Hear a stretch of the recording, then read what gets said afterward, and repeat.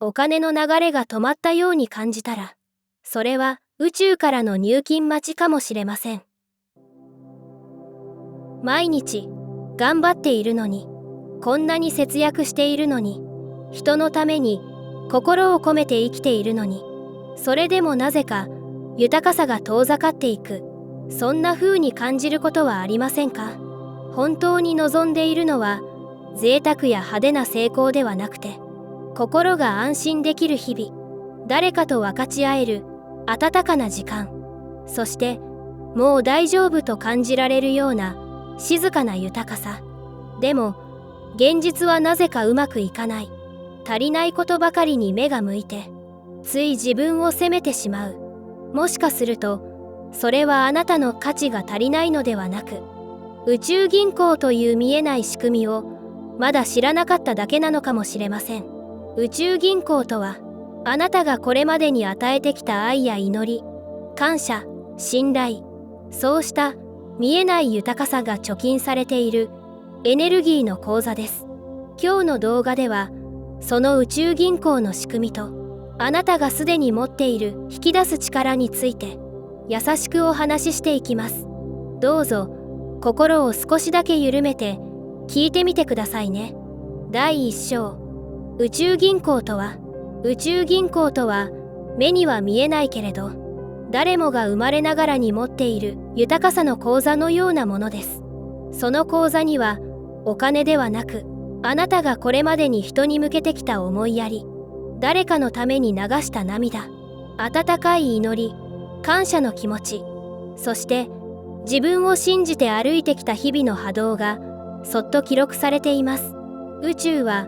それらをすべて見守り、受け取っています。あなたが良いことをしたかどうかではなく、どんな気持ちで生きていたかを大切にして、日々のエネルギーを貯金のように蓄えてくれているのです。この宇宙銀行の存在に気づくと、あなたの世界の見え方が少し変わるかもしれません。今はまだ受け取れていないと感じていても、実はあなたの口座には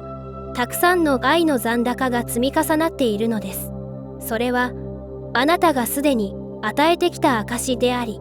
これから受け取る資格がある存在であるということ。次の章では、その豊かさの残高をどうやって増やしていくのか、優しく見ていきましょう。第2章、どうすれば残高が増えるのか。宇宙銀行の残高は、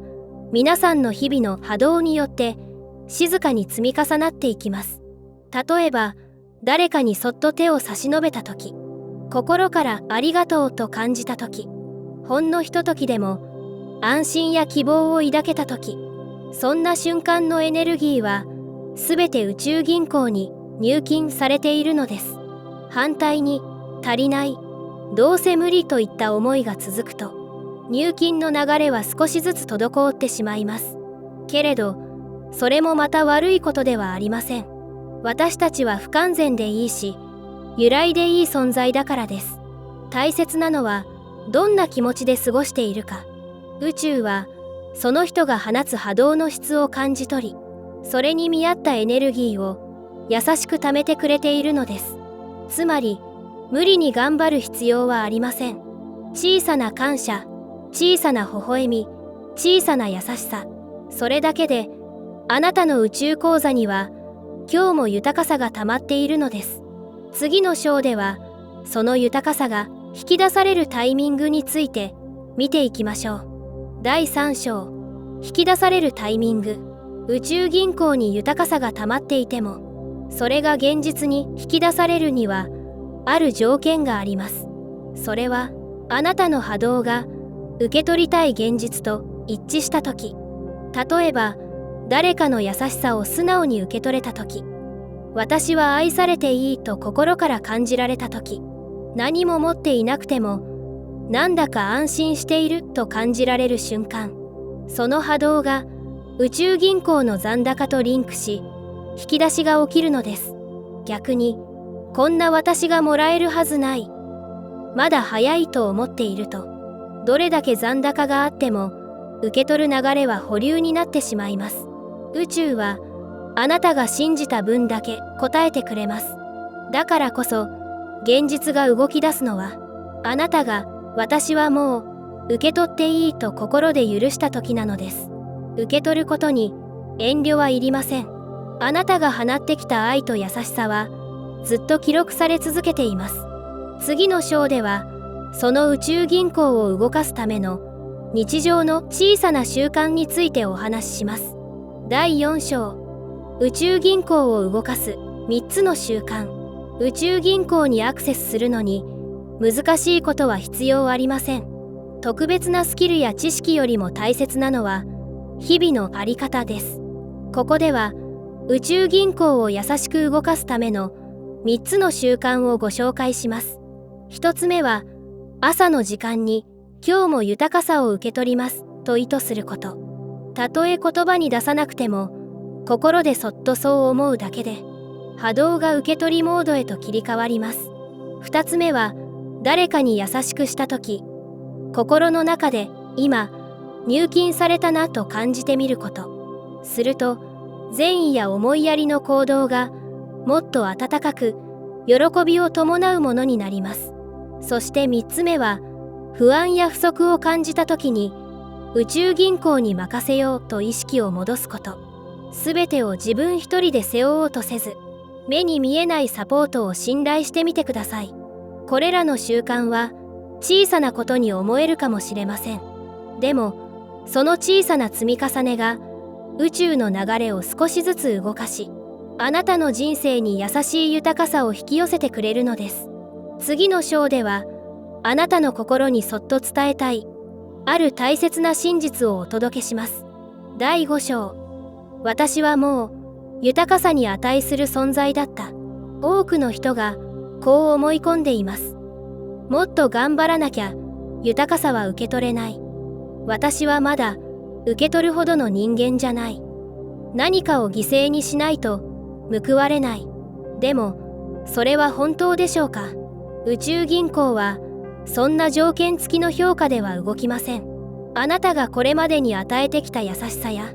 乗り越えてきた痛み、誰にも言わずに流した涙、